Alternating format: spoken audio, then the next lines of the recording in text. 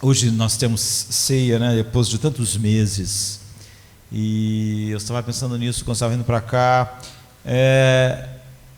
Essa coisa toda de vírus, de pandemia, de morte, ela tem várias coisas que você pode olhar e aprender, mas há uma coisa boa quando nós pensamos em tudo o que aconteceu.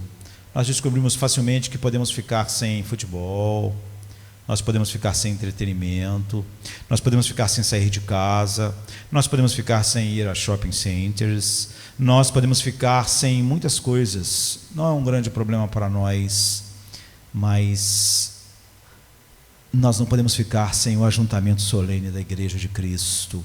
Isso sim, esses tempos mostraram como nós necessitamos profundamente do meio de graça, né? Dessa ordem de Deus de estarmos juntos, adorando a Cristo, estimulando uns aos outros e tomando dos sacramentos como a Santa Ceia e todas as coisas que Deus ordenou para nós. Não podemos ficar sem isso. Todo o resto é só isso mesmo, é o resto. Mas nossas almas sedentas, famintas, desejosas por adorar a Cristo, sentem essa falta imensa de estarmos juntos assim. E se essa pandemia toda só tivesse ensinado isso a nós, de que todas as outras coisas nós podemos viver sem, já teria sido um grande ensinamento, algo maravilhoso feito em nossos corações. Talvez mostre também que corações não capturados pela beleza de Deus podem facilmente ficar sem o ajuntamento solene, o que deve ser uma preocupação.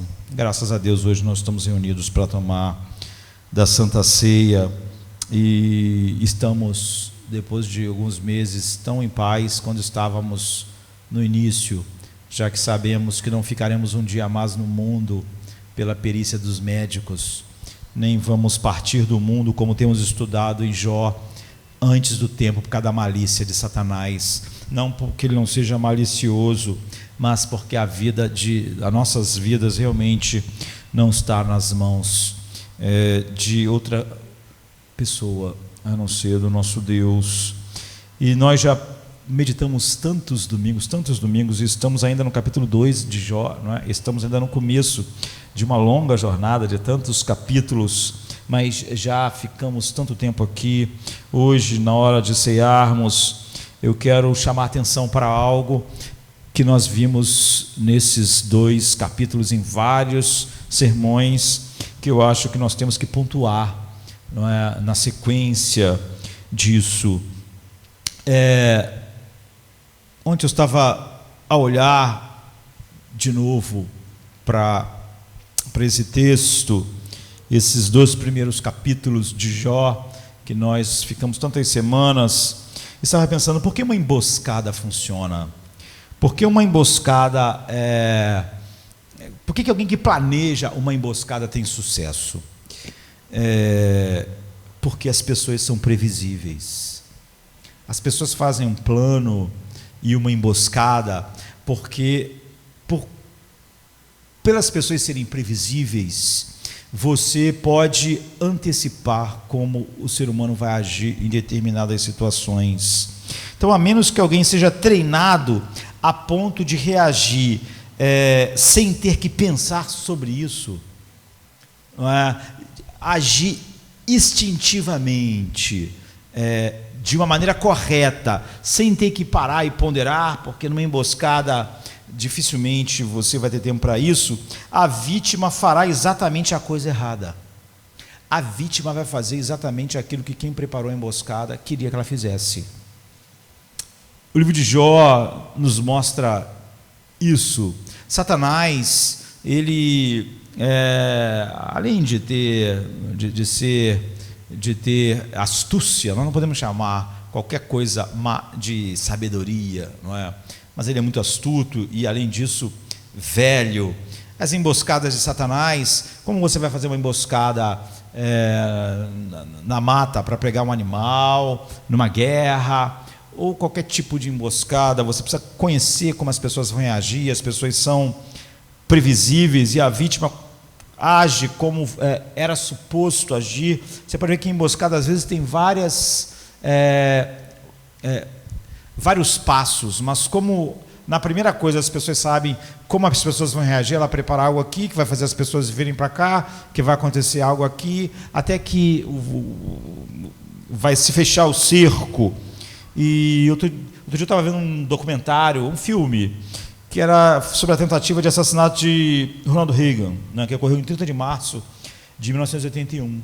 Fazia apenas 69 dias que Ronald Reagan tinha sido empossado como presidente dos Estados Unidos. Ele estava tendo um compromisso público no Washington Hilton Hotel, em Washington mesmo, desceram, e ele e 3 outras pessoas foram baleadas e feridas. Ele sofreu, as balas eram balas explosivas, letais, e ele sofreu a perfuração do pulmão, e a bala ficou a 1 polegada do coração de Ronald Reagan. Ele já tinha 70 anos de idade, ele não era um garoto, né? Não era, enfim, jovem.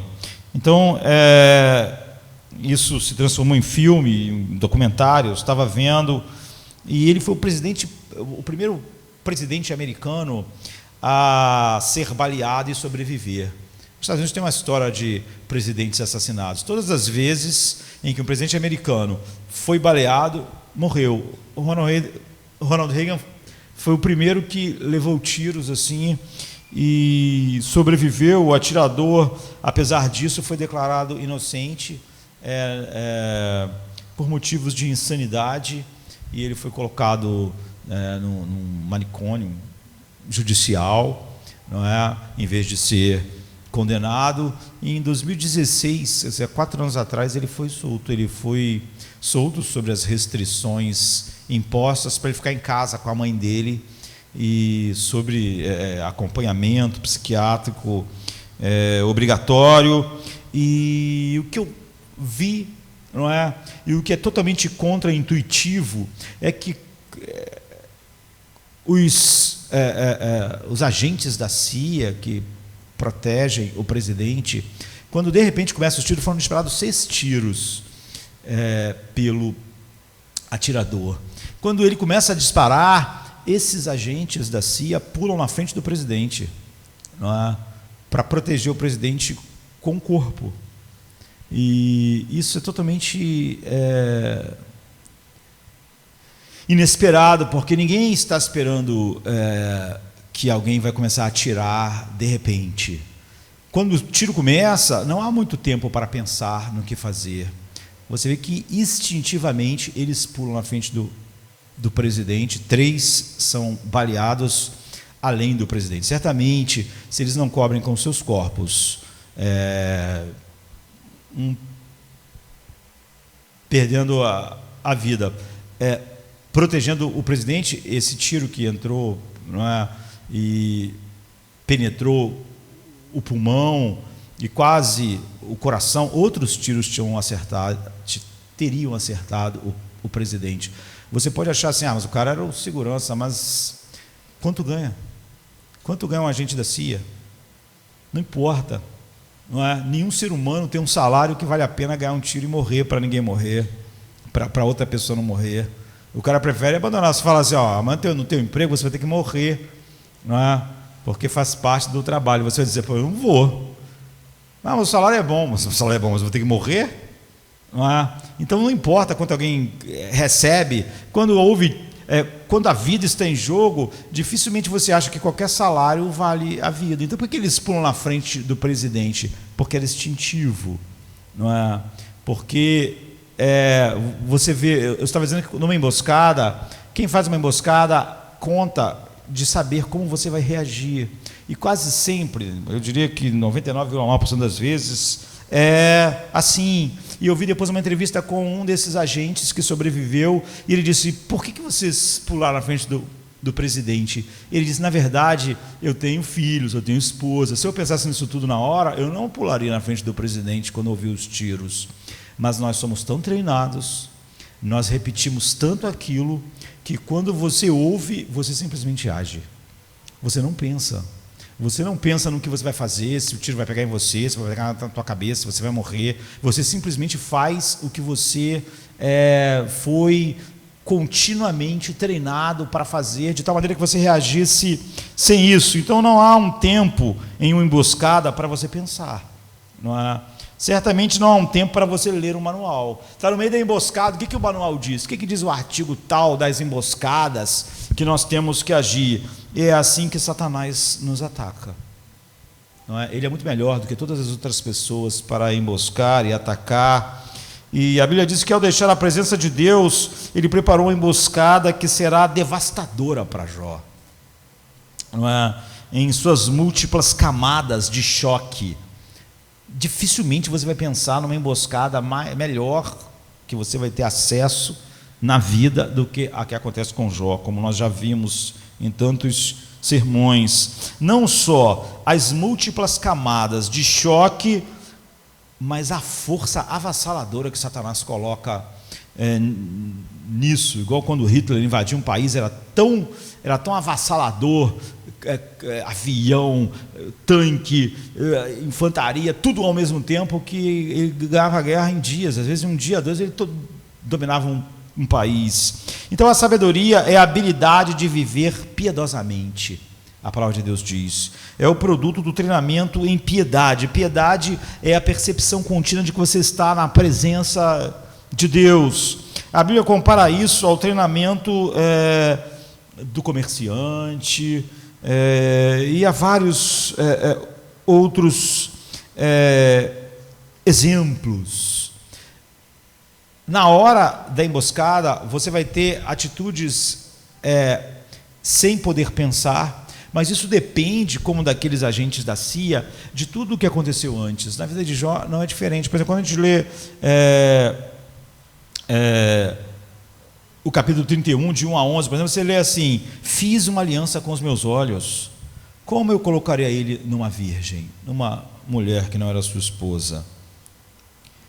Que porção teria eu do Deus lá de cima? Ou que herança do Todo-Poderoso desde as alturas? Porventura não é a perdição para o perverso, o desastre para os que praticam a iniquidade? Ou não vê ele os meus caminhos e não conta todos os meus passos? Se andei com falsidade, se meu pé se apressou para o engano, pesa-me em balanças fiéis, e saberá Deus a minha sinceridade. Se os meus passos se desviaram do caminho, se o meu coração segue os meus olhos, e se minhas mãos se apegaram a qualquer coisa, então semei eu e outro coma, e seja a minha desobediência arrancada a minha descendência arrancada até a raiz, se meu coração se deixou seduzir por uma mulher, ou se armei traições à porta do meu próximo, então moa minha mulher para outro, e outro se encurve sobre ela, porque é uma infâmia, é o delito pertencente aos juízes. Isso está de acordo, por exemplo, com Paulo diz em 1 Coríntios 3, 9 e 10, que diz assim: porque nós somos cooperadores de Deus, mas vós sois lavoura de Deus, edifício de Deus, segundo a graça de Deus que me foi dada, pois eu, como um sábio arquiteto, o fundamento pus o fundamento e outro edifica sobre ele, mas veja cada um como edifica sobre ele. O escritor de Provérbios, ele fala sobre a sabedoria, assim também, Provérbios 22, 29, que diz: você vê um homem hábil em seu trabalho, ele servirá diante dos reis, não servirá diante de homens obscuros. Então a sabedoria é ser capaz de fazer a coisa com alto nível de sofisticação, enquanto o conhecimento estabelece a base para essa sabedoria agir. A sabedoria está acontecendo quando o conhecimento é aplicado sem você ter que pensar a respeito daquilo. Não é? E é como a diferença em quando você apenas sabe o que fazer ao dirigir um carro, por exemplo, e ser capaz de dirigir pelo tráfego da cidade sem estar ciente do processo disso. Quando você vê uma corrida de Fórmula 1, a velocidade é muito grande. Não dá para quem está pilotando, e são os melhores pilotos do mundo, pensar. Ele age quase sempre instintivamente ao que está acontecendo próximo a ele, aquela alta velocidade. Mas nós sabemos que essa ação instintiva, já que não dá tempo de pensar no que fazer a 350 km por hora, é fruto daquilo que foi de tal maneira introjetado dentro do piloto, que aquelas habilidades simplesmente fluem, sem dar tempo dele pensar o que o manual diz, o que deve fazer, o que não deve fazer. Simplesmente ele funciona assim. É como se aquelas habilidades tivessem se tornado uma segunda natureza do piloto, e isso vale para qualquer área. Então, sabedoria é conhecimento e prática em uma variedade de experiências. Nós somos chamados para conhecer a vontade de Deus. Paulo diz assim em Romanos 12, 1 e 2: portanto, irmãos, rogo-lhes, pela misericórdia de Deus, que se ofereçam em sacrifício vivo, santo e agradável a Deus, esse é o vosso culto racional. Não se amoldem ao padrão deste mundo, mas transformem-se pela renovação da sua mente, para que sejam capazes de experimentar e comprovar a boa, agradável e perfeita vontade de Deus. Certa vez, pregando sobre esse texto, nós falamos sobre a vontade normativa de Deus, a vontade decretiva de Deus, e é óbvio que Paulo aqui está falando sobre a vontade normativa de Deus, não na vontade dos decretos de Deus. E quando nós pensamos na vontade de Deus, na vontade normativa de Deus, e na sabedoria, eu lembro que nós falamos que existem 3 estágios de conhecer e fazer a vontade revelada de Deus. Isso é, a vontade do comando de Deus para nós. E todas essas 3 coisas requerem uma mente renovada em seu discernimento pelo Espírito Santo. Não é? Uma mente dada pelo Espírito Santo. E o estágio 1 é que primeiro a vontade do comando de Deus é revelada somente nas Escrituras. Nós começamos o culto hoje dizendo o quê? Alguém perguntou a Jesus: mestre, o que eu farei para herdar a vida eterna? Jesus diz: o que as Escrituras dizem?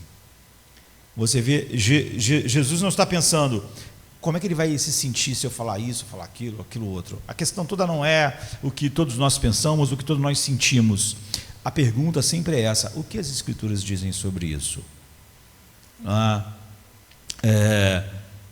O que elas disserem será final, ainda que fiquemos tristes ou que o resultado não seja o que a gente espera. Então essa é a primeira coisa. Nós precisamos de uma mente renovada para entender e abraçar o que Deus manda na sua palavra, na Escritura. E sem uma mente renovada a gente não vai fazer isso. Sem uma mente renovada nós somos iguais a todos os homens naturais. Só pensamos em como vamos nos sentir bem, como eu vou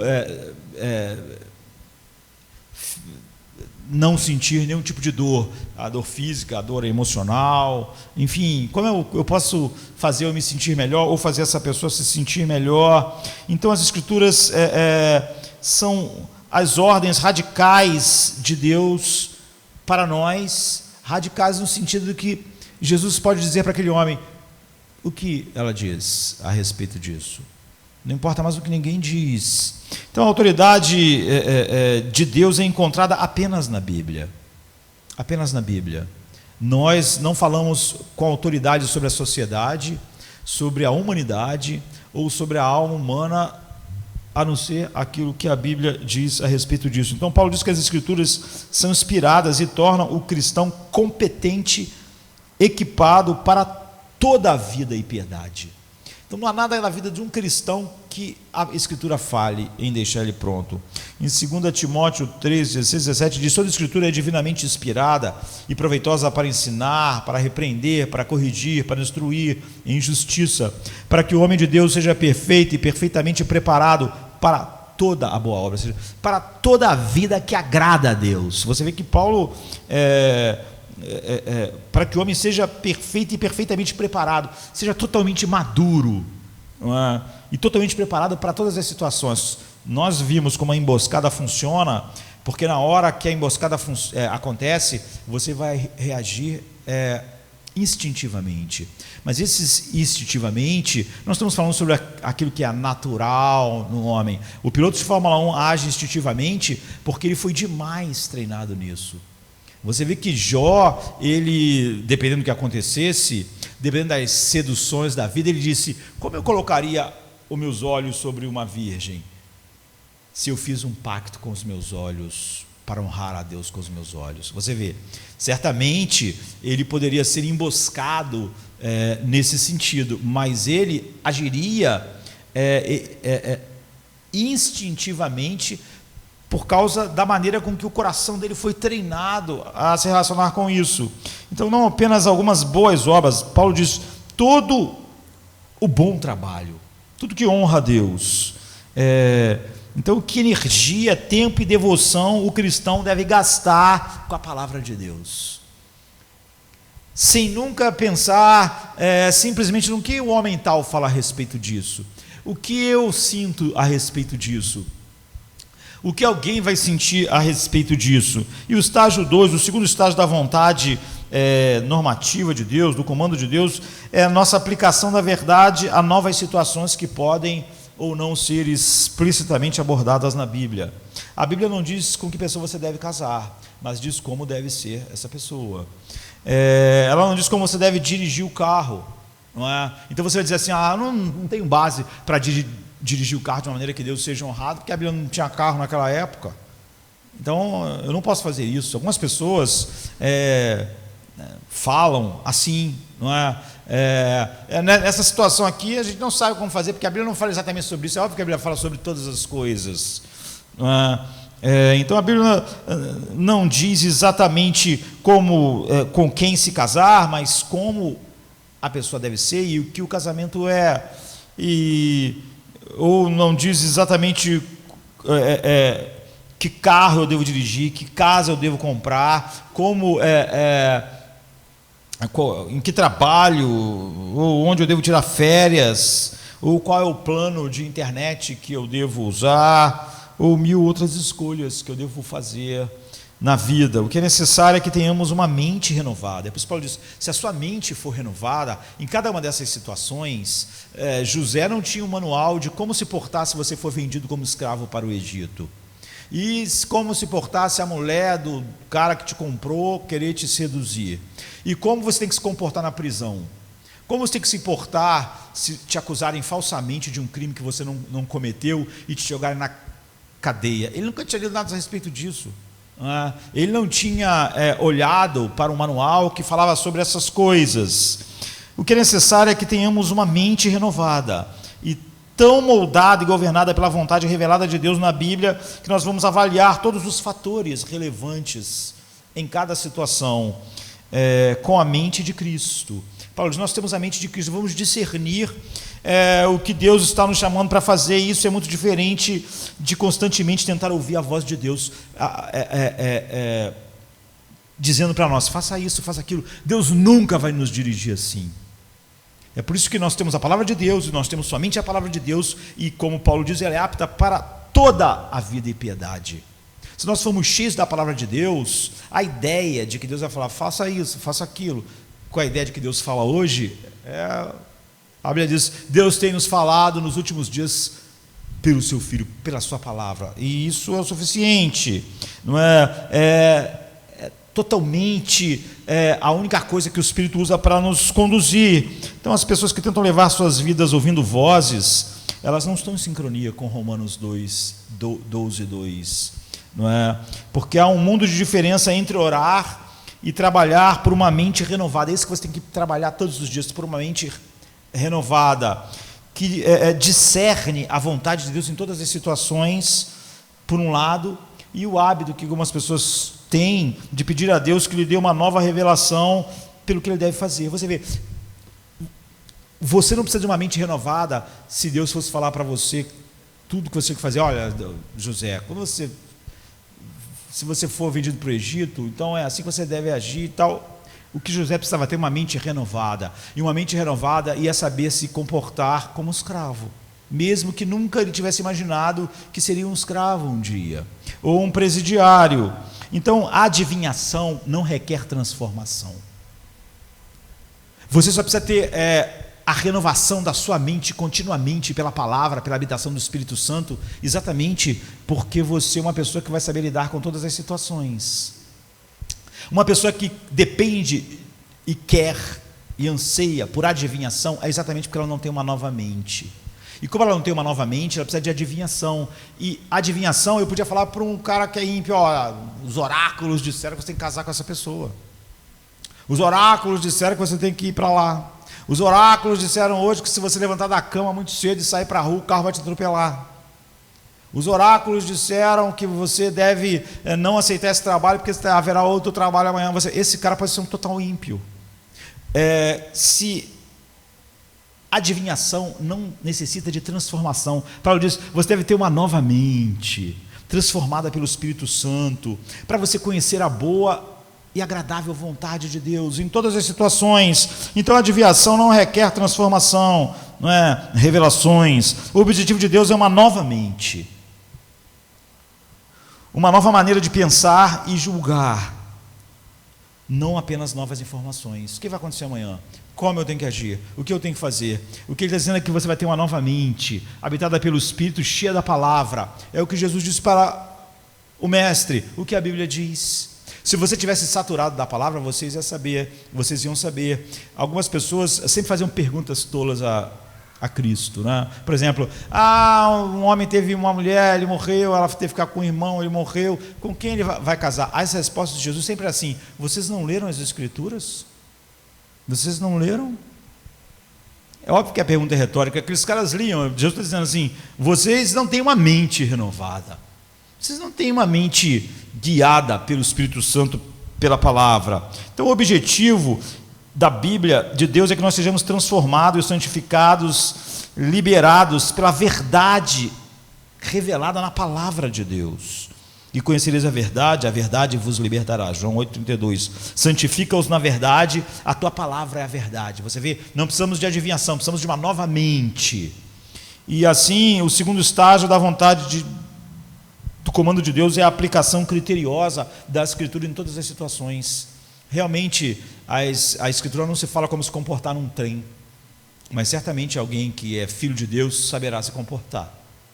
No presídio, como José, no sofrimento, fora do sofrimento, como príncipe do Egito ou como escravo no Egito. E o estágio 3, que é o estágio final, o terceiro estágio da vontade revelada de Deus, do comando de Deus, é que a grande maioria da vida não é de reflexão consciente. Eu me arrisco a dizer que 95% de tudo que você faz no dia não é premeditado.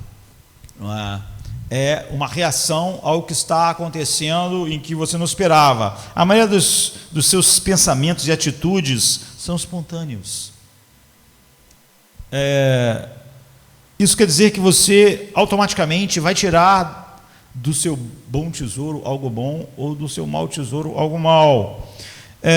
Ou seja, quase 90 e poucos % das suas ações são apenas o transbordamento do que você é interiormente. Você simplesmente tem que agir, e você não estava esperando, e você tem que agir.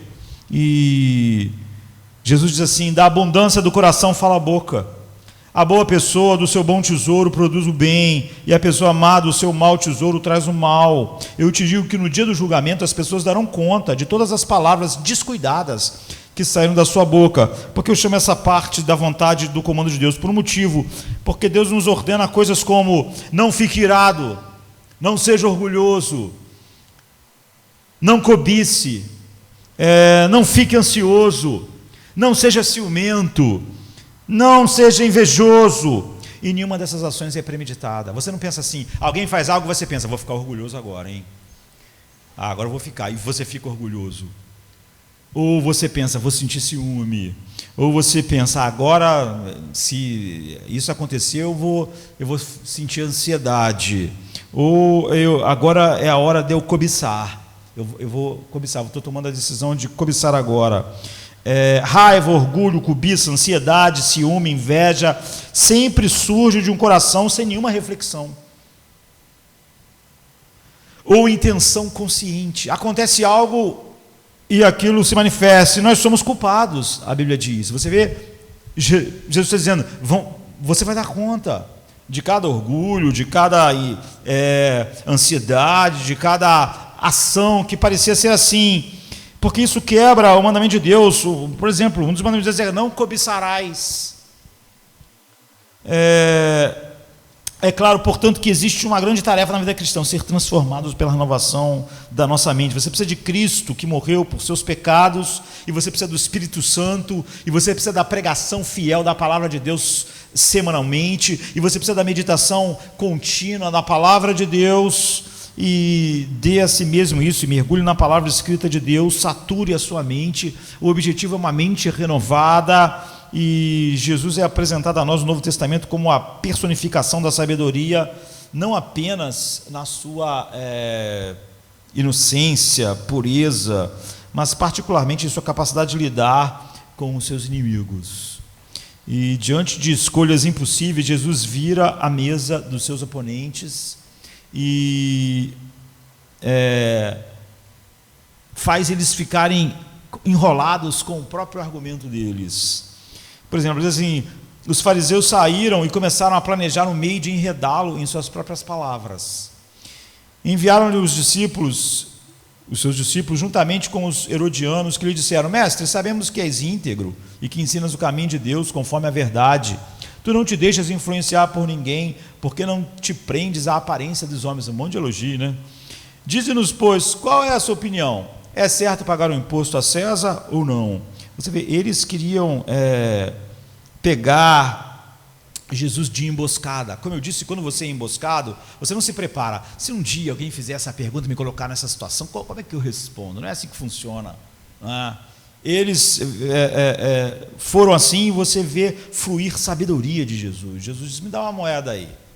Aí pegou a moeda. De quem é essa efígie aqui? Aí de César.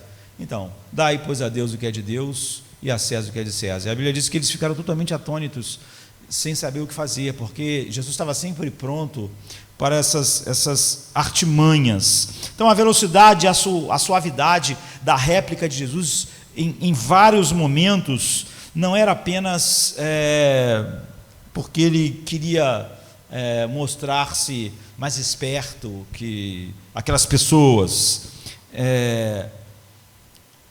E nós somos corretamente chamados de discípulos de Cristo. Hoje a palavra discípulo carrega conotações religiosas, mas a palavra discípulo quer dizer simplesmente aprendiz, estudante. E os discípulos de Jesus estavam lá para aprender as suas habilidades, porque ele acabou com a nossa ignorância e tolice e desenvolve em nós sabedoria.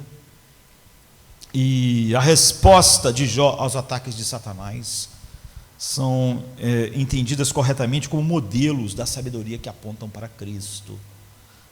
Isso faz daqueles que se opõem a ele, especialmente Satanás, modelos de tolice. Mas é óbvio que Satanás não parece tolo com a maioria das pessoas, porque ele faz emboscadas, ele sabe como as pessoas vão reagir, não é? E elas reagem como ele quer. E quando nós chegamos às cenas na terra, nós passamos a assistir um mestre da piedade em ação, em ver as habilidades que durante anos Jó desenvolveu como que se conhecesse Romanos 12, 1 e 2. E a Bíblia diz assim: sucedeu um dia em que os seus filhos e suas filhas comiam e bebiam vinho na casa do irmão primogênito, quando veio o mensageiro de Jó e lhe disse: os bois lavravam, as jumentas pastavam junto a eles, e deram sobre eles os sabeus, e os tornaram os seus servos, e feriram a fio de espada, e só eu escapei para trazer a nova. E nós já vimos isso, como as notícias começam a chegar, e nós encontramos Jó em sua casa recebendo mensageiros.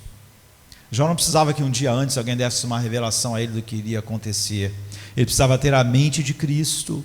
E o que você percebe aqui é que os mensageiros trazem relatórios das várias extremidades da propriedade de Jó, que era imensa. E cada um vem de uma direção diferente, de modo que em minutos Jó é atingido por todos os lados com notícias devastadoras. Como eu disse, uma emboscada, quem faz a emboscada prevê como as pessoas agem na emboscada. Satanás faz isso o tempo todo, não é? E quase sempre ele se sai bem. Então, cada anúncio é pior do que o anterior e atinge um clímax verdadeiramente terrível. E o primeiro golpe vem dos sabeus, que levaram 1000 bois e 500 burros de Jó, além de matar os servos. Nós sabemos muito pouco sobre os sabeus, como a gente diz, no segundo milênio antes de Cristo, exceto que um dos termos usados para identificar as tribos árabes que vinham do sul, de Edom. É tudo que nós sabemos a respeito deles, e vale a pena notar que os bois de Jó estavam arando. E se você precisa de 500 arados funcionando, você tem a dimensão das fazendas de Jó. Imagine aqui hoje, nos nossos dias do Centro-Oeste, às vezes você vê, o Brasil é o maior produtor de soja do mundo, às vezes você vê aqueles tratores modernos que estão colhendo, e você vê dezenas deles, um do lado do outro, andando junto, fazendo o trabalho. Então, imagine 500 pares de bois arando ao mesmo tempo. Jó tinha fazendas enormes, grandes. E o massacre dos criados também não foi um pequeno massacre. Para você controlar 500 arados, não é? Com 1000 bois e 500 burros, você imagina a quantidade de pessoas que foi morta naquele dia. E algumas pessoas tiveram dificuldade em avaliar, às vezes, numa leitura rápida, a dimensão disso. E o próximo ataque vem do céu e não de homens como os sabeus. Diz que o fogo de Deus caiu e matou uma grande quantidade de ovelhas. Isso é uma confusão. Sempre que a Bíblia fala que caiu fogo do céu, o que os antigos estão dizendo é que caiu raio do céu, não é? Muitas pessoas pensam numa fogaréu vindo do céu, assim, quando eles leem esses acontecimentos. Os antigos chamavam raio de fogo. Por exemplo, quando Elias está no Monte Carmelo, vendo que Deus responderia com fogo, o que eles estão esperando são raios.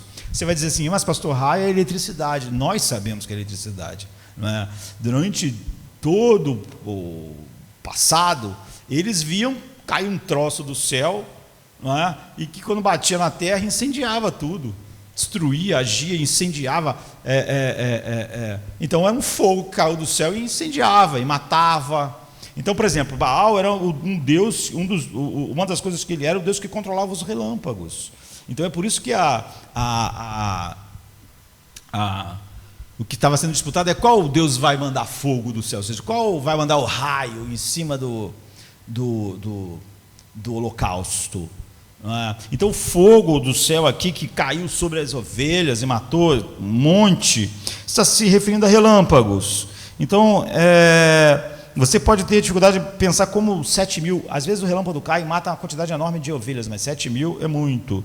Eu estava vendo um documentário na Austrália que tem a área da América do Norte, quer dizer, a mesma área. A América do Norte tem uma quantidade enorme de população, mas a Austrália só tem 25 milhões de habitantes na Austrália, ou seja, pouco para o tamanho do território. Mas na Austrália tem 22 a 25 milhões de habitantes, mas tem mais de 200 milhões de ovelhas. Nós podemos dizer que lá tem 10 ovelhas para cada habitante. Então é muita ovelha. E esse documentário estava mostrando como os relâmpagos matam, às vezes, uma quantidade enorme de ovelhas, não só porque o raio cai e as ovelhas que estão perto morrem, mas porque no período do ano que isso mais acontece, esses raios incendeiam as pradarias.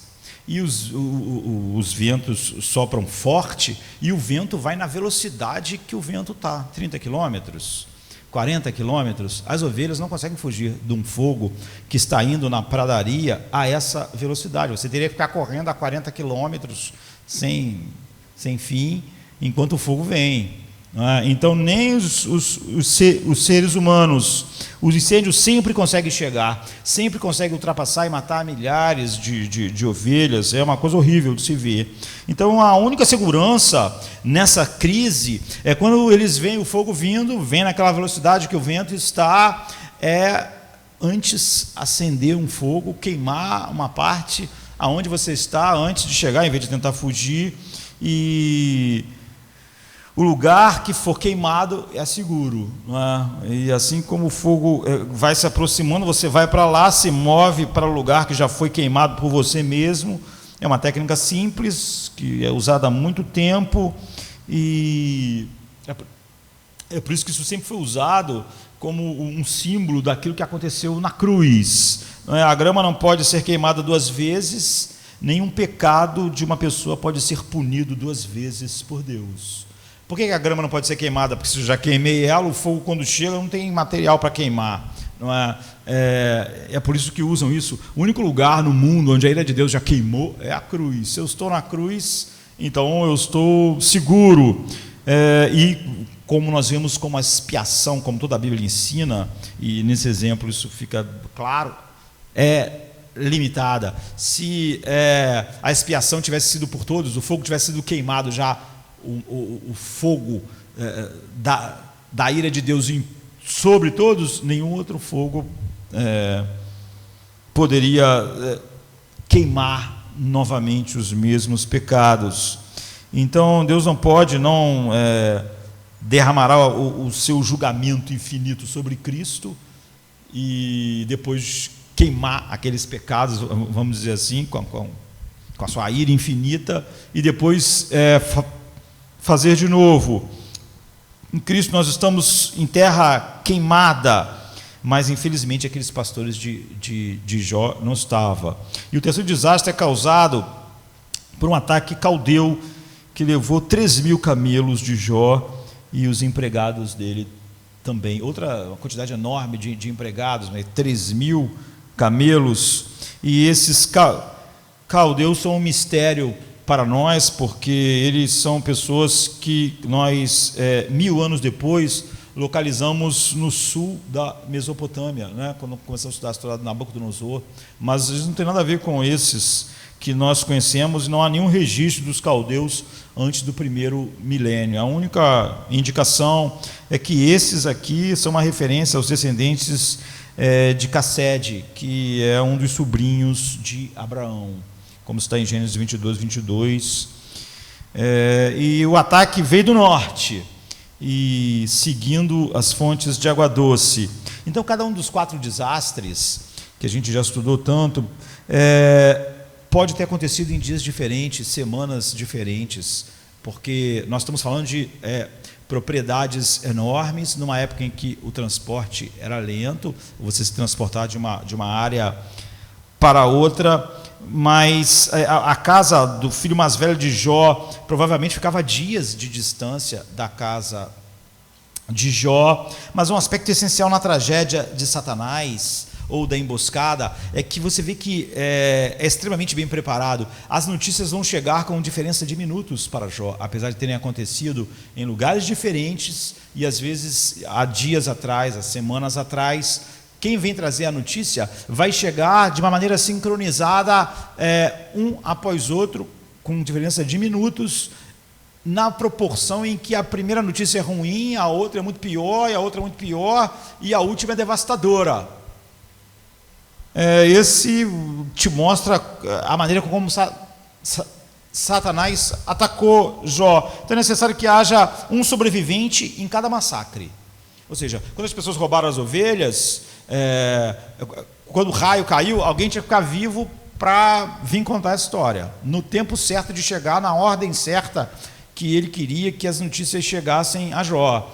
Quando mataram os pastores, um pastor tinha que sobreviver para chegar no tempo determinado lá no plano, na estratégia, na emboscada de Satanás, para chegar na ordem certa, para não ser o recado que chegasse primeiro, porque o o último recado, o pior tinha que ser por último. E o ataque no deserto vem como um tornado, não é? E o tornado vem do deserto, a família inteira de Jó, todos os filhos, os 10, estavam comemorando na casa do filho mais velho, e então esse vento fortíssimo derrubou a casa, e a imagem da casa do primogênito sendo atingida, o texto diz, pelos 4 lados, imediatamente cria uma imagem da própria casa de Jó, que recebeu esses 4 golpes. E essas 4 pragas revelaram a Jó que todas as forças do céu e da terra estavam contra ele. Porque você vê que ele foi atacado por homens, mas por raios. Por homens e por um tornado. Então a ideia é confirmada pelo fato de que as causas da destruição da vida de Jó se alternam entre forças terrestres e forças provenientes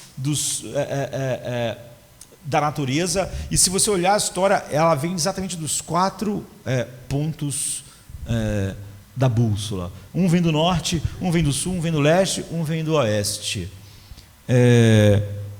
Os sabeus vieram do sul, raios e tempestades do oeste, os caldeus vieram do norte, o siroco, que é um vento assim soprado do deserto para leste, não é? Acontece no Mediterrâneo, que vem do Saara e chega a velocidades incríveis no norte da África, no sul da Europa. Então, as pessoas que estão assistindo, estão lá junto com Jó, têm a sensação de um homem cercado norte, sul, leste, oeste, tudo sendo demolido. E nós temos a resposta de Jó. Então Jó se levantou e rasgou o seu manto, e raspou sua cabeça, e se lançou em terra e adorou a Deus, e disse: nu saí do ventre da minha mãe, e nu eu vou tornar para lá. O Senhor deu, o Senhor tirou, bendito seja o nome do Senhor. Em tudo isso Jó não pecou, nem atribuiu a Deus falta alguma. Jó 1, 20 e 22. Você pode imaginar uma série de reações aqui. Como eu disse, ninguém está preparado para isso. Isso foi um ataque, foi uma emboscada. E você podia agir com uma descrença total, você ficar paralisado e não acreditar no que está ouvindo.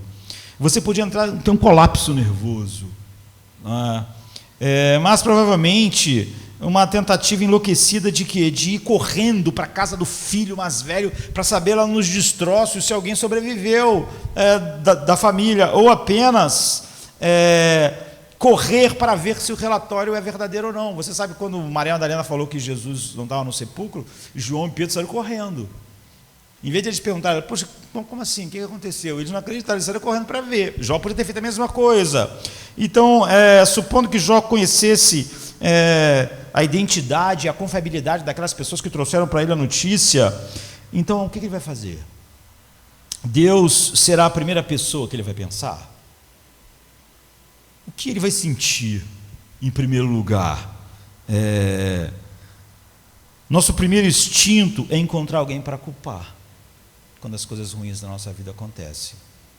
E será que foram os filhos? Nós vimos lá no início que Jó tinha uma preocupação de que nesses encontros que os filhos dele faziam, ele sempre depois fazia o que? Um holocausto para cada filho, porque ele pensava: será que nessas festas eles no seu coração pecaram contra Deus? Então ele podia pensar: será que foi isso? Será que foi os meus filhos? Será que ele vai lamentar a festa deles? Será que eles fizeram algo terrível que desencadeou isso? Porque ele tinha o temor de que os filhos dele, nesses ajuntamentos, desonrassem a Deus. Ou ele vai pensar assim: pegue os cavalos, vamos atrás dos sabeus, vamos atrás dos caldeus, vamos nos vingar. Você lembra de Davi, quando Nabal respondeu mal a Davi? Davi mandou centenas de guerreiros pegar suas armas, subirem nos cavalos e foi para lá. Ele vai ver hoje o que ele está fazendo. Ele nos tratou assim: não vai ficar ninguém vivo na casa de Nabal. Foi a reação de Davi. Jó podia fazer a mesma coisa. Roubaram ele, os sabeus, roubaram os caldeus mataram. A primeira reação de Jó podia ser o quê? Peguem os cavalos, peguem as armas, vamos atrás deles, vamos fazer eles pagarem. Jó vai culpar quem fez a casa. Quem construiu a casa do meu filho? Qual foi a pessoa? Vou processá-lo, né? Porque a casa caiu. Esse cara é um irresponsável, esse cara não sabe construir casa, esse cara não sabe fazer as coisas. Como é que ele faz uma casa que cai sobre a cabeça dos meus filhos quando estavam festejando? Quem é o idiota que projetou a casa? Ou ele vai amaldiçoar os empregados dele que não souberam proteger os seus animais, as coisas? Ele vai culpar ele mesmo. Nesse instante de silêncio, chocados, os membros da plateia que estão junto com Jó. Sempre é difícil dar recados assim, principalmente a pessoas poderosas como Jó. A plateia tem um momento para prender a respiração, pensando como é que ele vai reagir, não é? E antes de Jó falar, nós podemos sentir, eu diria, a emoção da plateia em várias direções diferentes, à medida que o narrador descreve que Jó rasgou a roupa, raspou a cabeça, e é contra essas respostas que ouvimos Jó abrir a boca e repelir a onda de choque. Ele caiu no chão em adoração e disse: nu vim do ventre da minha mãe, e nu eu vou partir. O Senhor me deu e Ele tirou. Bendito seja o nome do Senhor. É o que está exatamente no hebraico, né? Ele disse exatamente o que Satanás previu que ele não diria. Satanás disse: se isso acontecer, ele vai agir assim. Sempre que Satanás prepara alguém para te ferir, ele já sabe a reação. Quem faz uma emboscada, como eu disse, conta: essa pessoa vai reagir assim, então eu vou fazer assim, e ela vai reagir assim, e eu vou fazer assim. Essa é a essência da emboscada. E numa emboscada não há tempo para pensar. Jó não podia parar, pensar nos estudos que ele ouviu, pensar em alguma coisa. O fato é que nessas horas, na hora da emboscada, você vai agir como você é mesmo. Você reage instintivamente. Mas esse instintivamente não quer dizer que é algo incontrolável. É algo do bom tesouro que estava lá. É isso que a Bíblia está dizendo. Aqui nós estamos vendo, antes de tomarmos da Santa Ceia, a sabedoria da revelação da palavra de Deus, como ela opera em nossos corações. Em Jó 1,11, Satanás zomba e diz assim: mas estende a tua mão e toca-lhe em tudo quanto tem, e verás se ele não blasfema de ti na tua face. Era uma possibilidade digna apenas de sarcasmo, um exercício de hipérbole, mas Jó exaltou a Deus. Jó age exatamente, se há uma emboscada e eu ajo exatamente como o inimigo pensou que eu não agiria, ele perde o controle daquilo que ele está fazendo. Toda emboscada, como eu disse, acontece e funciona porque as pessoas são previsíveis. E quanto mais astuto é quem prepara a emboscada, mais ele consegue prever como as pessoas vão agir. Esses grandes filmes de projetos de roubo, do banco, por que você vê que funciona e por que está conectado com a vida real? Porque o cara sabe: nós vamos entrar no banco, eles vão achar que a gente vai estar fazendo isso, eles vão achar isso, mas enquanto eles estiverem achando que nós estamos lá para fazer isso, nós vamos estar cavando um buraco lá que ninguém vai achar que a gente está fazendo. Toda emboscada prevê como as pessoas vão reagir. É assim que Satanás age. Em 25 de julho de 1993, homens armados invadiram a igreja anglicana de St. James, na cidade do Cabo, na África do Sul, e abriram fogo na congregação no momento de culto igual nós estamos aqui. Eles estavam usando armas automáticas e eles tinham granadas de mão, e foi um massacre. Então foi horrenda, carnificina, e um membro da congregação teve que levar a sua esposa totalmente atingida pelas balas para o hospital, e depois ele voltou para estar com seus filhos lá, ainda na igreja, e ela tinha morrido, e um repórter entrevista ele, e então você tem o registro disso, não é? E como foi um ataque a tiros e tal, uma hora depois a África do Sul toda estava assistindo tudo ao vivo, e na pergunta, ele ao vivo, né? E o repórter pergunta: o que como ele está sentindo com toda aquela situação, a resposta dele foi assim, para a câmera, falando com as pessoas que tinham feito aquilo, e fugido. Ele diz: eu não sei quem é você, eu não sei por que você fez isso, mas você precisa saber que nós somos cristãos, e pelo amor de Deus, eu te perdoo, estendo a mão da reconciliação para você, e apelo que você se entregue, mas mais do que isso, que você se volte para Cristo. E enquanto as equipes de notícias se moviam pelo prédio da igreja e coisas assim estavam acontecendo, um país cheio de raiva e ressentimento como é a África do Sul, por causa da sua história, não é, de injustiças pelas quais as pessoas estão sempre clamando por vingança, essa cena levantou uma luz no meio da escuridão, não é? Nós nos vitimizamos com o que acontece conosco, sempre querendo culpar alguém. As pessoas hoje querem até culpar pessoas que viveram há 500 anos atrás pelos que elas são hoje. Eu sou assim porque meu tataravô foi tratado mal há 500 anos atrás. Então agora há uma dívida comigo. Você vê, as pessoas tentam encontrar culpa até em quem viveu 500 anos atrás, e culpar por causa disso alguém que está vivendo hoje, que não tem nada a ver com isso. Então a diferença entre Jó e aquele homem na África é que aquele homem na África, apesar de ser incrível o que está acontecendo, a resposta dele, porque ninguém se prepara para ir para um culto para ver sua família ser massacrada a tiros, é que para nós a vida e a obra de Jesus fazem parte da nossa história. E nós temos os relatos, o testemunho escrito, nós temos a palavra de Deus a respeito disso, mas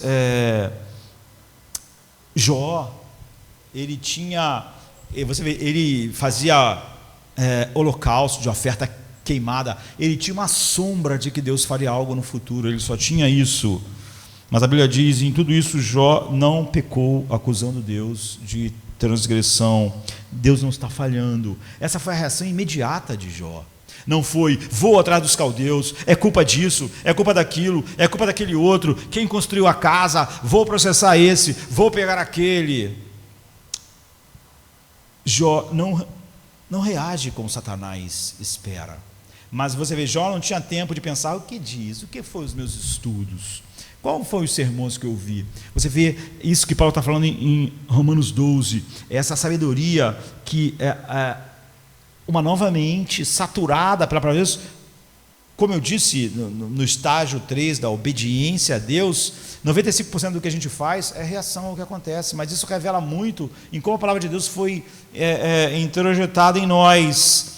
E no ato 1, na cena 5, que vai do 2, 7 a 10, diz assim: então saiu Satanás da presença do Senhor e feriu Jó com úlceras malignas, desde a planta do pé até o alto da cabeça. Então essa é a segunda tentativa de Satanás, é outra emboscada, e várias sugestões foram feitas sobre a natureza da doença de Jó, mas nós não podemos saber precisamente o diagnóstico, mas podemos entender exatamente o que estava acontecendo. A descrição no livro de Jó são suficientes. Jó teve furúnculos e feridas dolorosas que cobriram o corpo dele todo, como está em Jó 2,7. E ele trata essas feridas raspando elas com bordas afiadas de um pedaço de cerâmica, como está em Jó 2,8. E os amigos de Jó, quando viram Jó pela primeira vez, e foi onde nós paramos e vamos continuar, eles não reconheceram Jó, de tão desfigurado que Jó estava, como está em Jó 12, 13. E Jó relata que suas feridas estão infestadas de larvas e vermes, que ele está coberto de crostas, e que a pele dele ficou escurecida, e as feridas estão abertas e escorrendo pus, e que ele está com febre, como está em Jó 7:5 e Jó 30:30. Por exemplo, Jó 7:5 diz: o meu corpo está vestido de vermes e de crostas terrosas, a minha pele racha e de novo forma pus. E 30:30, a minha pele escurece e cai, os meus ossos queimam de febre, e por causa disso ele não consegue dormir, não é? Por causa da dor, ele sofre pesadelos, como quando você tem febre alta, como está em Jó 7, 4, 13, 14. E ele diz assim: quando digo, o meu leito me consolará e minha cama aliviará a minha dor, então me assustas com sonhos e me atemorizas com visões. No 7,4 ele diz: ao deitar-me pergunto quando me levantarei, mas a noite é longa e estou farto de me virar na cama até amanhecer. Ele não consegue dormir, ele tem a febre, produz pesadelos. Para quem já esteve no hospital se recuperando de uma cirurgia dolorosa ou qualquer coisa assim, nós sabemos o que é isso, a noite ser longa demais, nós chamarmos o enfermeiro para aplicar um pouco mais de analgésico, e o enfermeiro dizia assim: olha, você já deu o que podia dar, não há prescrição, não posso dar mais. E ele diz isso: ao deitar-me eu não consigo dormir, a febre é alta, eu tenho pesadelos por causa da febre. Então ele recorda e conta para nós a agitação que ele sente, e que ele descreve ser no estômago e nas vísceras. Nós não sabemos se é só emocional ou se é física, mas não importa. No 30:27 diz assim: o meu íntimo ferve e não está quieto, os dias de aflição me surpreenderam. Aparentemente são as duas coisas. Da mesma forma, nós não podemos ter certeza de que a afirmação da sua esposa é literal ou não, mas é uma descrição da sua condição física. Em Jó 19:17 diz assim: minha mulher acha repugnante o meu hálito, meus próprios irmãos têm nojo de mim, até os meninos zombam de mim e dão risadas quando eu apareço. Há um paralelismo poético com a próxima linha, que nos diz que ele é repugnante para os seus irmãos, e ele perdeu uma quantidade significativa de peso e ele não passa de pele e ossos. Ele diz assim no capítulo 19:20: não passo de pele e ossos, só escapei com a pele. E emocionalmente, então, isso o atinge profundamente. No 21:6 ele diz: olhem para mim e vocês vão ficar atônitos, tapem a boca com a mão. Quando penso nisso, fico aterrorizado, todo o meu corpo se põe a tremer, e o rosto dele está constantemente vermelho pelas lágrimas. Ele diz assim no 16:16: meu rosto está rubro de tanto eu chorar, e sombras densas circundam meus olhos, eu estou com olheiras profundas. Então, na extensão do sofrimento físico e em resposta, Jó nos aponta para o que já aconteceu. Eu falei que as misérias de Jó são grandes demais, a riqueza,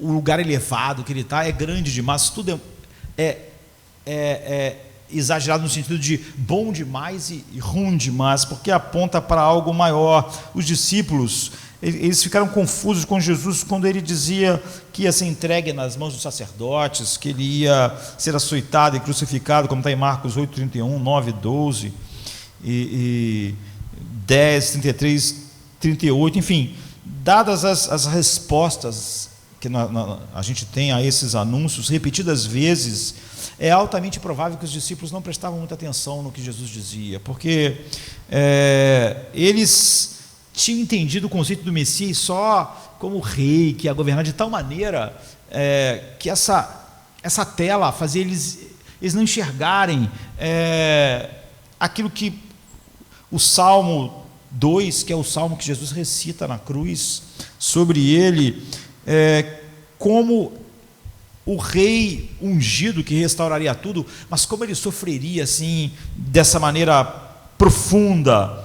Mas as pessoas conseguiram ver isso, de tal maneira que todo mundo, você percebe que tem uma certa visão de Jesus como Messias. Pessoas cegas, como está em Mateus 9:27, e uma mulher cananeia, diziam filho de Davi, chamavam ele com o título que seria dado ao Messias, como está em Zacarias 9:9.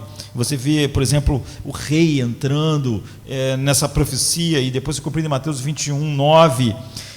Mas Jesus evitava ao máximo o título de Cristo ou de Messias, né? Hoje a gente até acha que o nome dele é Jesus Cristo. Ele tinha uma preferência pela expressão pelo título Filho do Homem, que aparece em Daniel, que Daniel viu em suas visões, Daniel 7, 13 e 14.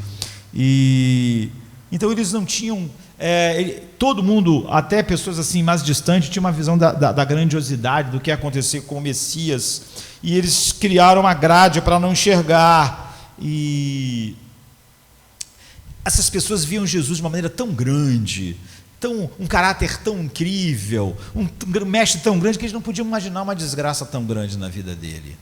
É a mesma coisa com Jó, porque Jó aponta para Cristo, é por isso que ele é tão elevado. A pessoa menos provável de sofrer todas essas coisas era Jó, e a pessoa menos provável de ser crucificada numa cruz era Jesus. É por isso que essa ideia era muito difícil para os discípulos e as pessoas abraçarem, mesmo quando Jesus falava isso com uma certa clareza. Então é significativo que nós encontramos Jó, uma vez que a doença ocorreu, imediatamente removido da sua casa. Foi quando nós paramos na semana passada, da sua comunidade. Ele é transferido para lá um montão de cinzas da cidade, onde o fogo fica queimando continuamente, o de Geena, né? Aquilo que Jesus usou como metáfora do inferno, por isso ele fala que o fogo nunca apaga. E para o leitor moderno isso pode não fazer sentido, porque se você tem uma doença na pele, você não vai para o lixão da cidade. Mas a questão parece clara quando nós olhamos algo da natureza do que era esse lugar. Foi lá que o lixo era queimado até se transformar em cinzas. Sob a lei de Moisés, uma pessoa com uma doença teria que ser colocado fora do acampamento, fora do arraial, como está em Levítico 13, 46. E também era um lugar fora do arraial onde se colocava as cinzas dos holocaustos, como está em Levítico 4, 12, 6, 11. E era onde aqueles que eram culpados de blasfêmia eram mortos, como está em Levíticos 24, 14. E é descrito como um local cerimonialmente limpo, no capítulo 4, 12. O que tornou o local limpo sob a lei era o fato de estar fora dos limites da cidade. Por isso que a Bíblia diz: saia fora do arraial. Jesus foi crucificado fora da porta. Jó foi para fora, foi lá para esse lugar, e era um lugar onde a sujeira é queimada, até que as cinzas restantes estavam limpas. Então, de acordo com esse padrão e conjunto de princípios que encontramos em Jesus sendo levado a uma condição semelhante de Jó, você vê que Jó está dizendo: ninguém pode olhar para mim, as pessoas viram a face, eu sou repugnante para as pessoas. Na execução de Jesus, Mateus 27, 31, 33, essas mesmas condições são colocadas, como a vida de Jó aponta diretamente aquilo que ia acontecer com Jesus, e nós somos chamados a sair a ele fora do arraial, levando o quê? A vergonha, a desgraça, como estava com Jó e como isso apontava para Cristo. A descrição de Isaías a respeito de Jesus se encaixa perfeitamente em Jó, se encaixa em Jó e Jesus. Isaías diz assim: veja o meu servo, agirá com sabedoria, será levado e erguido e muitíssimo exaltado. Assim como houve muitos que ficaram pasmados diante dele, sua aparência estava tão desfigurada que ele se tornou irreconhecível como um homem, não parecia mais um ser humano. É assim, depois essa profecia se cumpre, é assim que os apóstolos falam a respeito dessa profecia, que Jesus não tinha mais feições humanas, por causa da violência, e Jó não tinha mais por causa daquele ataque direto de Satanás. Mas diz o que? O servo de Deus nessas circunstâncias agirá com sabedoria. Isso é Cristo. Isso é que Paulo está falando em Romanos, quando nós temos a mente de Cristo, a verdade de Deus. Isso, você vê, foi o que Jó prefigurou apontando para Cristo. A palavra traduzida por levantado aqui significa tanto empalado, não é? Preso, como Jesus foi preso na cruz, como exaltado também. Nós sabemos que as duas coisas da vida de Jesus estão juntas, a sua exaltação e a sua crucificação. Então, depois, nosso tempo está acabando, nós temos a mulher de Jó, que diz: você ainda mantém a sua integridade, amaldiçoa a Deus e morra. Então, de todas as cenas que nós vimos até aqui, essa é a mais triste. Quanto mais um homem pode aguentar, quando a tragédia ocorre na nossa vida, não é incomum descobrir que os casamentos quebram, que amizades quebram, a morte de uma criança, o nascimento de uma criança com deficiência. Esses traumas normalmente às vezes acabam com casamentos. Os pais às vezes que ficam com uma tragédia intensificada começam a culpar um ao outro, ficam amargos, mas aqui todos os filhos estão mortos. E a pessoa que tem deficiência, está extremamente doente, é o marido. E é possível ler as palavras da esposa de Jó como um chamado patético para que ele desista e morra. Não é? E a frase amaldiçoe a Deus e morra é exatamente o que Satanás disse que Jó ia fazer, não é? Ao acontecer essas coisas. E agora, ele vai fazer ou não? Enquanto o desastre vai se desenvolver por muito tempo aqui, a reivindicação de integridade de Jó será atingida ou não? O que a mulher dele está falando é o seguinte: não seria melhor acabar com isso? O que mais você vai esperar acontecer? Qual é a próxima desgraça? E você vê que Jó se refere à esposa dele depois, no capítulo 19 e 17, dizendo que a esposa dele não podia ficar próxima a ele por causa do seu hálito, não é? E a mulher de Jó nunca mais aparece no livro de Jó. O fato de Jó ter sido pai de 10 filhos pressupõe que ele tinha outra esposa, ou seja, que essa esposa o deixou, acabou, não é? Porque eles já eram adultos e tinham filhos adultos, e isso aqui vai demorar bastante tempo, e depois disso não havia como fisicamente a mulher ainda ter 10 filhos, não é? Então a emboscada de Satanás foi completa, tirou tudo dele.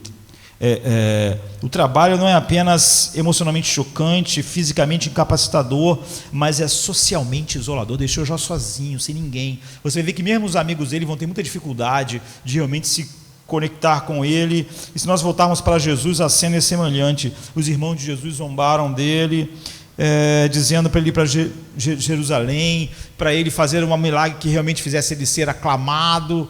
Como Jó disse que quem olhava para ele lançava deboches, balançava a cabeça e dizia: como é que Deus deixou isso acontecer se você fosse uma pessoa íntegra?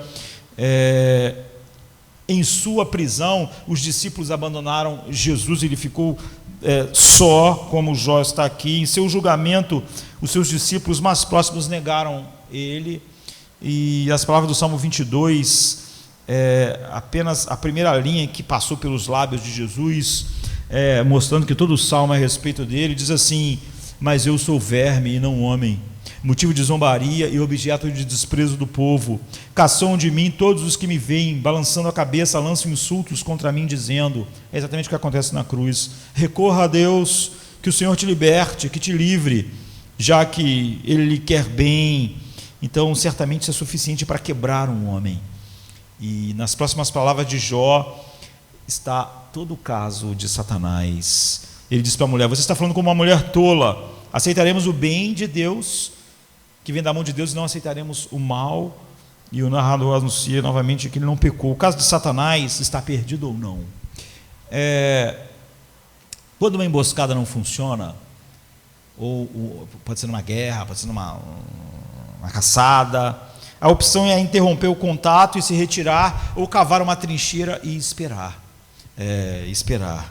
E quando você lê de novo, quando os 3 amigos de Jó chegam, ele faz Zofar, e, enfim, Bildade, eles encontram Jó sozinho no lixão, se coçando. É o desamparo final. É claramente uma amostra do desamparo final, atacado por homens, por Satanás. E no caso de Jó era o que parecia, no caso de Jesus é verdade, abandonado por Deus. E esses homens vêm para consolar, mas eles não são bons consoladores. E você vai ver que só querer consolar não quer dizer muito isso. As pessoas vão aumentar a aflição de Jó, e há um elo entre eles e Edom. E você vê que o que ataca Jesus desde que ele nasce, a família de Herodes, é dessa mesma origem. E o silêncio desses amigos de Jó durante um tempo se conecta com o atual silêncio de Satanás na crucificação. Parece que Satanás não está fazendo mais nada, não é? E há uma pausa silenciosa antes que a voz de Deus exploda. E a voz de Jó também exploda num grito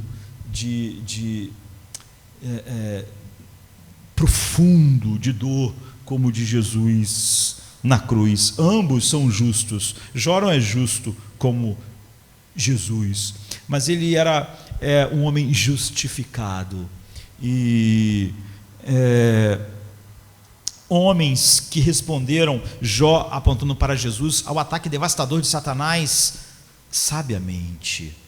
A reação dele, a reação não foi culpar alguém, não foi ficar com raiva, não foi querer ir atrás dos caldeus e sabeus para matá-los, para atacá-los, não foi culpar ninguém, como normalmente o coração natural do homem faz nos seus momentos de dor, culpa todo mundo. Mas eles também são homens que sentem a dor, o horror em suas circunstâncias. Este Deus que nós estamos vendo aqui não é um Deus grego, babilônio, da mitologia, que vive no céu brincando com seres humanos. Este é o Deus que se tornou homem e sofreu mais do que qualquer ser humano vai sofrer na sua existência, tanto agora quanto para sempre.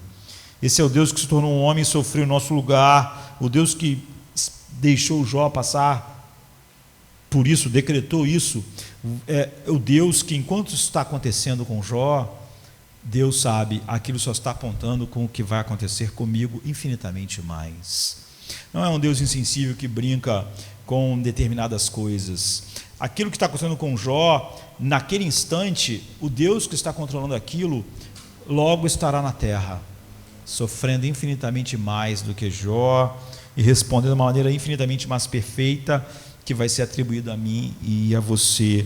O Deus que Satanás aqui está agindo sobre a sua autoridade, está preparando o povo para entender não apenas o sofrimento de Jó, mas para entender, na verdade, o seu próprio sofrimento, quando ele vier para salvar o seu povo. Então, eu quero deixar uma reflexão final aqui, depois de tantas semanas, nesses primeiros versos, quando nós vamos cear. Você é um aprendiz de Cristo.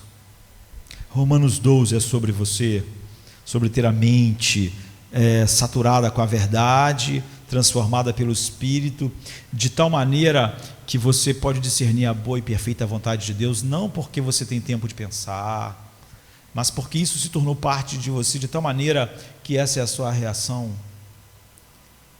Como foi de Jó, foi uma emboscada, ele não tinha tempo para pensar na resposta, ele respondeu como ele tinha durante muito tempo preparado o seu coração. E em caso afirmativo, em quais habilidades você está trabalhando para o desafio atual? Amanhã o diabo vai te atacar, não é?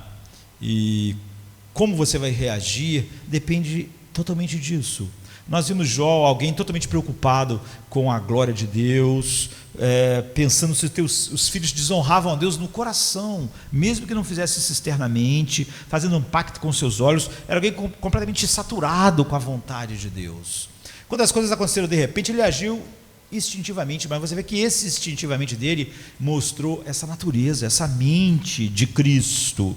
Você já experimentou, testemunhou algum momento de Jó, quando vários notícias ruins chegaram na sua vida ao mesmo tempo?